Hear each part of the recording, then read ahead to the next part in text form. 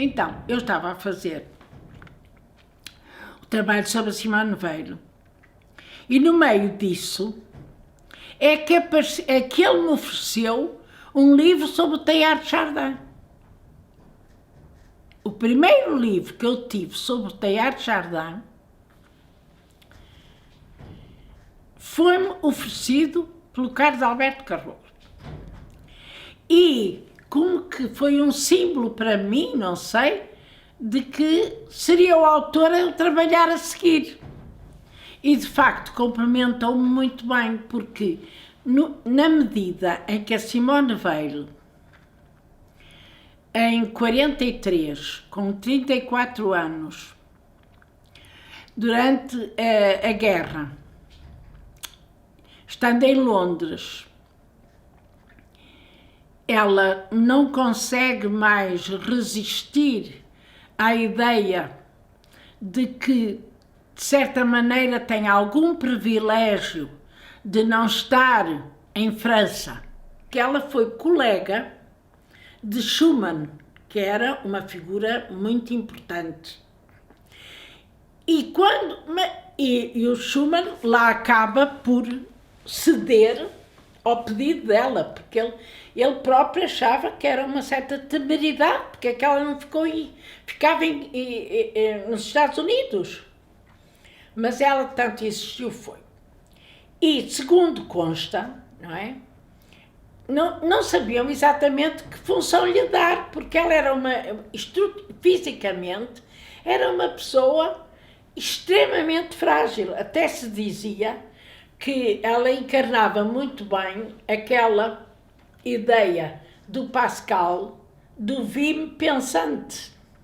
Quer dizer, o Vime é frágil, pensante. Bem. E então, parece que alguém teve a ideia de lhe pedir para ela começar a elaborar o código ético que devia orientar a França depois da vitória em relação ao nazismo. E, de facto, ela elaborou vários textos, muitos mesmo, que foram reunidos em 2 ou 3 volumes, que, de certa maneira, constituem, de facto, uma visão extremamente interessante, nomeadamente de como o horror que ela tem ao coletivo. Ela acha que o coletivo é um monstro e contrapõe ao coletivo a comunidade. E isso, por exemplo, foi uma das coisas que sempre entusiasmou muito ao Albert Camus. O Albert Camus tinha uma veneração por Simone Weil. E eles sempre, do ponto de vista de pensamento, estiveram muito, muito próximos. E então, é curioso verificar que a Simone Weil, a certa altura, ela aliás teve sempre este problema. Ela achava, como muitos intelectuais também acharão, que a função dela era de facto primordialmente escrever. Escrever, pensar, escrever, pensar, escrever. Mas que isso estava longe de ser a vocação levada até ao fim, que havia a questão da prática. Não, é praxis, que nessa altura era muito uma tormenta para os intelectuais.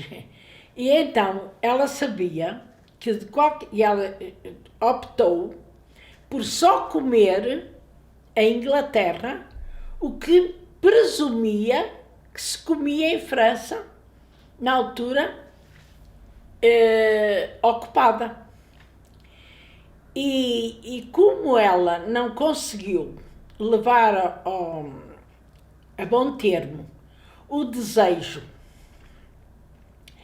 de levar para a França e dinamizar in loco um texto que ela tinha escrito da importância das enfermeiras na frente de guerra, que é um texto muito interessante, do papel que as enfermeiras podem ter na frente de guerra, como ela não conseguiu autorização para deixar a Inglaterra, porque sempre lhe disseram que com os traços tão nitidamente judeus que ela tinha, ela não conseguiria levar a bom termo uma atividade desse tipo na França da Resistência e no local. E então ela, claro que todo este processo, eu penso que deve ter sido muito sofrido pela parte dela, mas que também muito convicta das suas decisões. Ela deixou de se alimentar suficientemente, passou, pelo que dá para perceber, passou a escrever dia e noite e entrou num hospital em estado limite. E foi considerado, na altura, pelo médico, um suicídio. Uma greve de fome, chamemos assim, que levou a um suicídio. Então, eu, quando acabei a tese de licenciatura, que aliás foi sobre um conceito-chave do pensamento de Simone Weil, mas que é um conceito muito complexo, que é o vazio. A minha tese chama-se O Vazio em Simone Weil. Não, vazio no pensamento de Simone Weil. Era um vazio. Uma autora que se suicida. Eu lembro de ter ido para Geneve visitar um autor alemão que vivia em Geneve, também trabalhava a Simone Weil, e eu estar extremamente depressiva. Extremamente depressiva. E tenho de reconhecer que parece que o Carlos Alberto Carrollo previu uma situação desse tipo e que o Teilhard, que é um autor considerado otimista, iria ser, para mim, um harmonioso como sequência. E que seria um autor que estabeleceria para mim, digamos assim, uma vontade de viver, uma vontade de pensar. E de facto o Teilhard apareceu como muito equilibrante face. Agora, eu nunca fui weiliana, eu nunca fui teilhardiana. Agora, eu sinto, e não sei, mas até aceito que seja pela Simone ser mulher e o Teilhard ser homem, que eu sempre sinto que quando falo da Simone Weil, falo com uma força, com um entusiasmo, que não é o mesmo com o que eu falo do Teilhard. Por outro lado, eu também acho que no íntimo de mim mesma, eu acho que a Simone Weil é mais profunda que o Teilhard. E eu percebi, há muitos aspectos da Simone Weil que eu sinto que nunca tive capacidade para perceber. E provavelmente isso é uma sensação extremamente interessante de eu tanto trabalhei e que mesmo assim eu estou aquém de ter percebido. Isso é uma ideia erradíssima que a gente tem, que não havia trocas intelectuais. Havia! E quanto mais importantes, mais depressa respondiam. Eu vou dar um pormenor. Eu, quando me encontrava com o Padre Júlio Fragata, que ele vinha de Braga dar as aulas, dava a aula sexta à tarde e sábado de manhã. E depois, às vezes, eu tinha um encontro com ele no fim da aula. E eu dizia-lhe assim, ai, Padre Fragata, agora o nosso próximo encontro não marcamos já. E ele sorria. E era rara os 15 dias que eu não escrevia um postal, aqueles postais que havia do correio, é capaz de haver por aí algum, que eu ainda escrevia assim: excelentíssimo e reverendíssimo Padre Júlio Fragata. Depois, Faculdade de Filosofia, tal, e dizia: Senhor Padre Fragata, agradeço que me diga quando, se no próximo fim de semana, nos podemos encontrar. A resposta era imediata. O Fragata, mesmo quando era provincial dos jesuítas, isto é, que digamos assim, a província dos jesuítas toda neste país, que o país é pequeno, mas os jesuítas estão muito espalhados, ele respondia no próprio dia. Curiosamente, quando anos depois me sugeriram, que eu estava tão entusiasmada com o pensamento de Michel Foucault, se eu queria conhecê-lo, eu tinha já mudado completamente o meu posicionamento. Eu, primeiro, achava que, para um autor que tinha defendido, entre aspas, esta monstruosidade para muitas pessoas, da morte do sujeito, seria o pior dos cartões de visita, seria dizer que se queria conhecê-lo. Isso foi um aspecto. Eu pensei assim, logicamente, esse autor, ele o que vai querer é que o seu discurso, que a sua obra, que a sua ordem do discurso, como ele, aliás, até escreveu um livro, é uma coisa, e não ele próprio. Mas eu devo confessar que, na altura em que isso me foi proposto, eu não quis conhecê-lo porque eu tive medo que ele me desse um berro. Por achar que eu não estava a perceber nada do que ele queria dizer, ou do que ele tinha escrito. Na verdade, eu andei 10 anos a ler Michel Foucault sem perceber o que ele estava a dizer. E isso era um verdadeiro tormento para mim. Mas eu sentia que era crucial. Quer dizer, ou eu era capaz de persistir na leitura para desbloquear todos os bloqueios que eu tinha para o perceber, isto é, eu tinha de ter a capacidade de desbloquear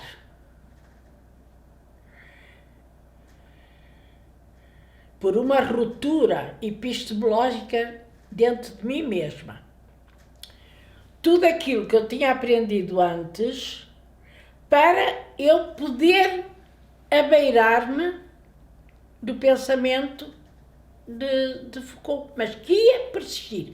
E lembro de ter falado com o Padre Fragata e dizer ao Padre Fragata: esta é a opção da minha vida.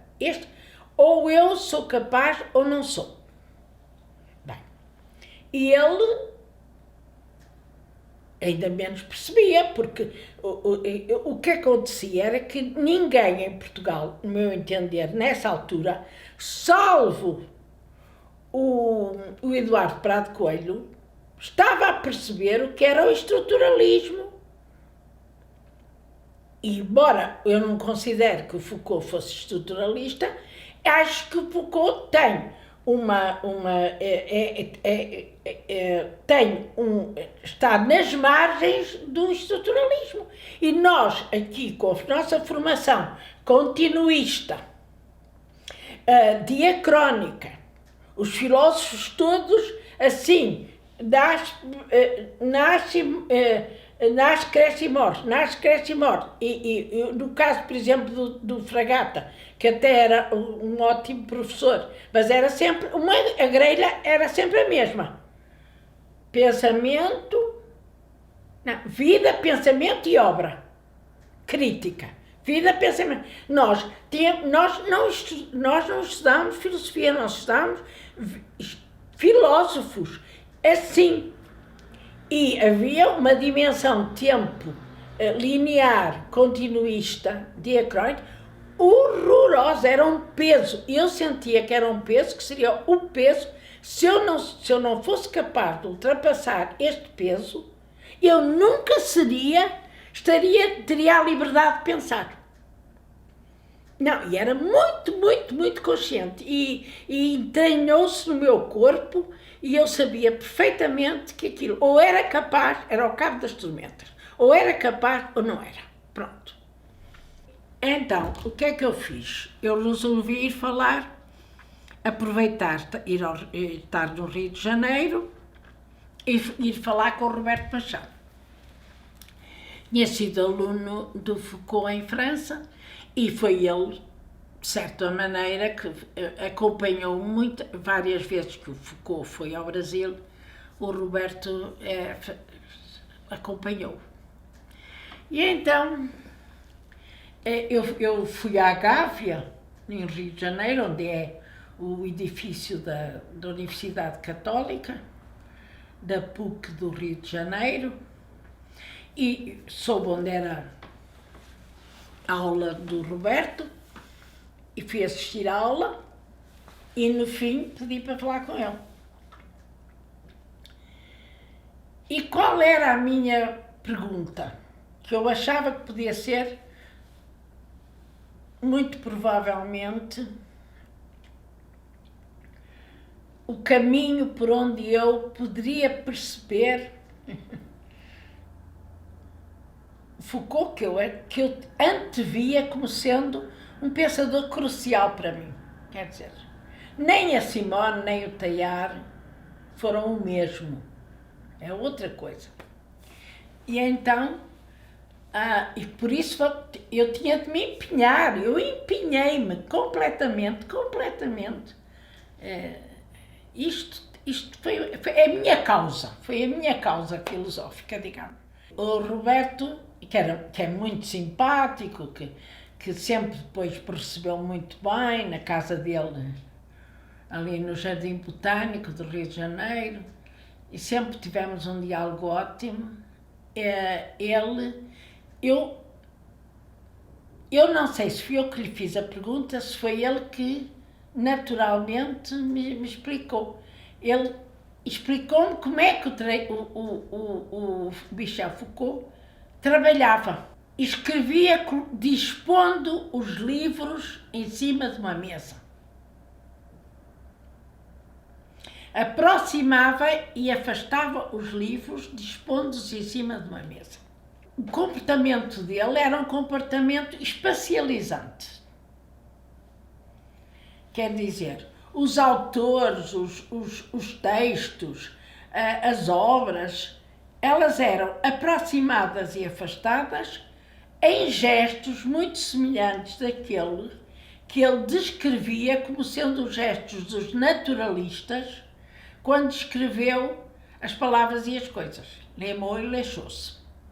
Quando ele define o paradigma, digamos assim, ou até talvez melhor dito em termos de Foucault, o sistema epistémico da história natural, que ele diz que o naturalista aproxima e afasta as plantas, ou aproxima ou afasta os animais, os cadáveres dos animais, em função das suas semelhanças. E assim é que estrutura a história natural.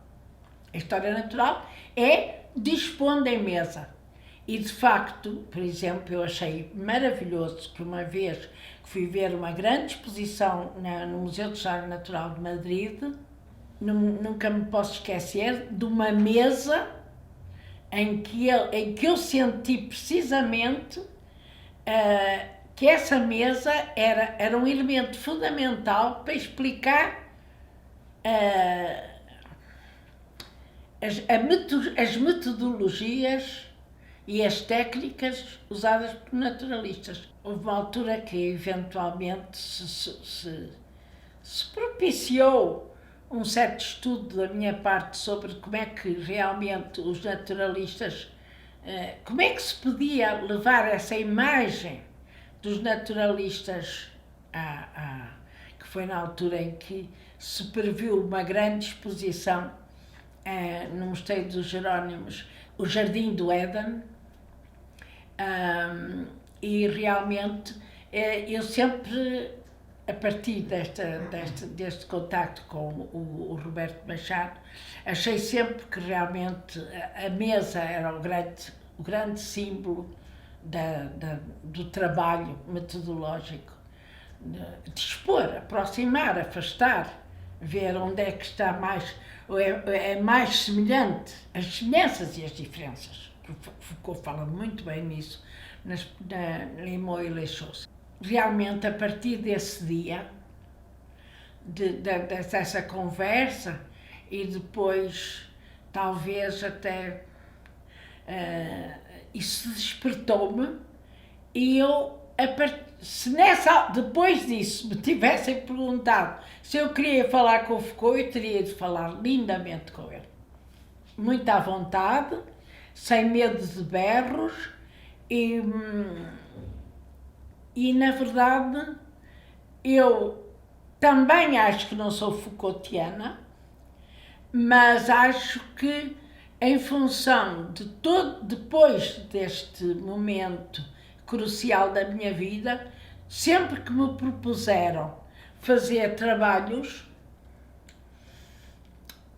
como por exemplo agora do último livro que escrevi sobre a idade do Freixo do Meio, o Semeio no Vento, realmente eu estou perfeitamente à vontade em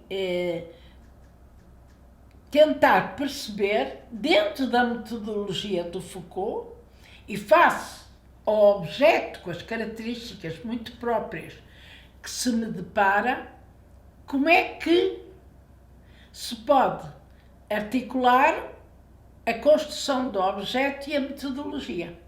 Eu nunca mais me senti desmunida de grelhas de leitura que me permitissem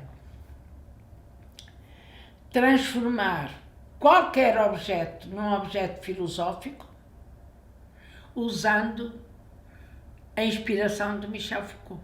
Isso deu uma segurança imensa. Eu sinto que faça qualquer problema que possam pôr,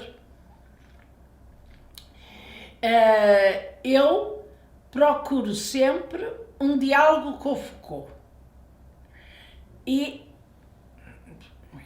E às vezes até já nem sei muito bem quem é quem, mas que há uma possibilidade de eu ter algumas pistas de trabalho, alguns cliques, eu isso sinto, e isso acho que realmente até agora sinto muito feliz por ter insistido tanto na persistência, como lhe digo, angustiante,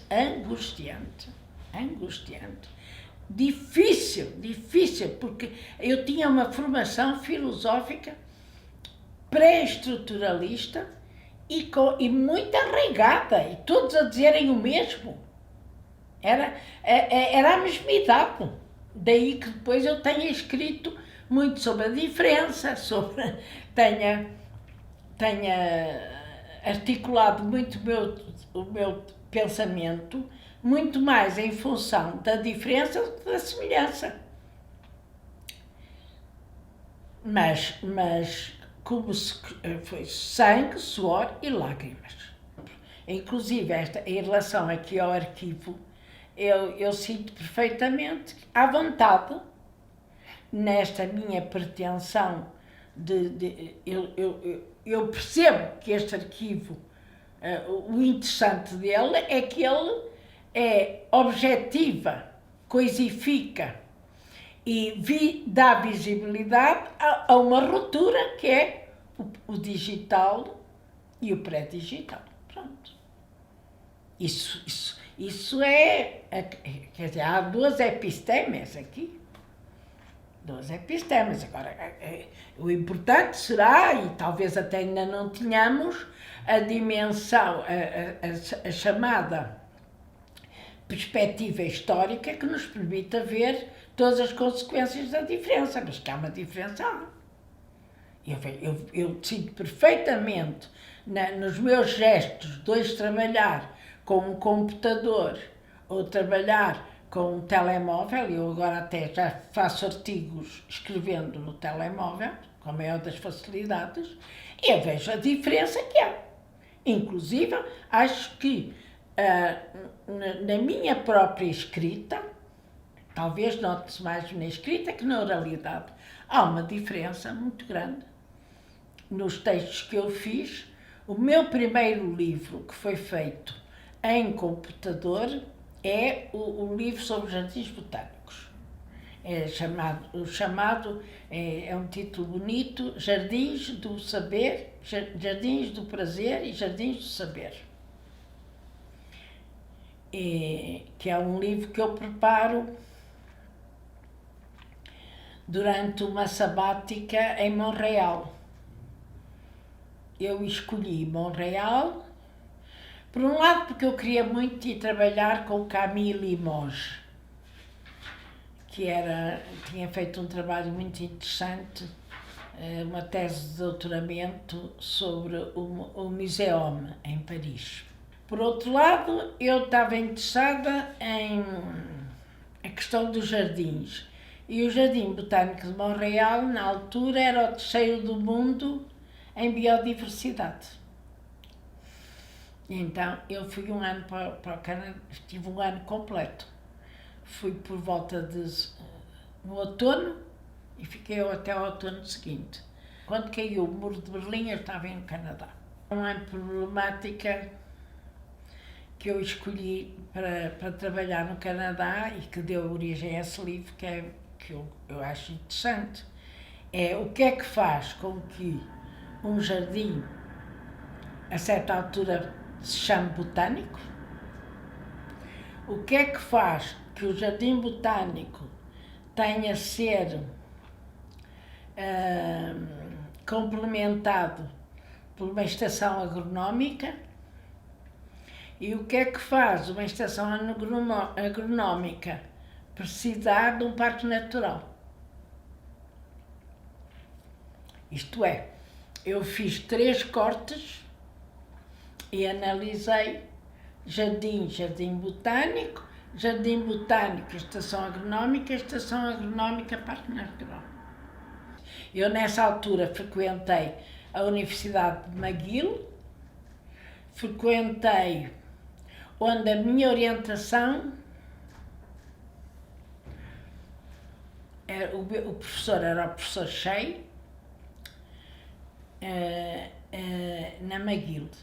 Depois trabalhava com o Camille Limoges na UQAM, que é a Université du Québec a Montréal. Depois, na Université de Montréal, eu tinha um professor alemão, que era paisagista, arquiteto paisagista.